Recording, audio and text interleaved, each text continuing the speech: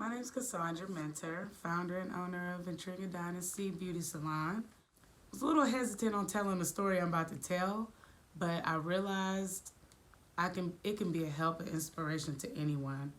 Um, I left the military in 2013, went full stride into my hair career, fell on my face in 2014. When I tell you I fell on my face, I lost it all.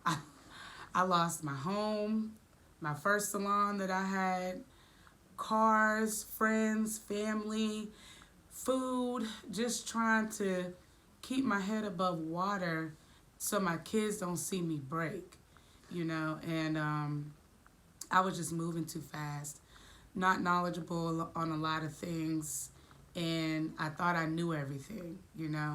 But I'm glad I went through that because fast forward to today, I've been in my salon now for 2 years. Prior to that, I was working from home for 2 years. And where I am now is what I prayed for years and years and years ago. Like when they say the saying, you don't know how strong you are until you're forced to be strong, that is a proven statement. I am a witness and a testimony. I decided to share this story now because of everything going on. Even this morning, starting school with my children online. This is new to us, new to them, but it's a challenge that shouldn't break you. It should inspire you. You'd be surprised what being in a tough time will bring out of you. It created a whole savage in me. I'm unstoppable.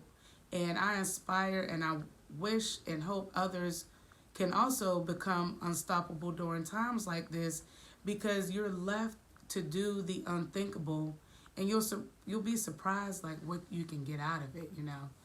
I talk to my clients all the time. Starting back in the salon 2 years ago, I went from having 64 clients to over 250 clients. Clients coming in from all over. I have clients that fly in from California, Texas, Detroit, drive from South Carolina, Georgia, New York, Virginia, and I'm located here in Charlotte. These are things that I prayed for, and I also travel as well as a stylist. And without the struggle, I wouldn't be where I'm at now. And I also thank Mayvenn for also helping me reach levels that I didn't think I can reach. For those watching, I hope I inspired someone, even if I inspired one person that is thinking about giving up or stopping. Do not stop. This is just part of the process.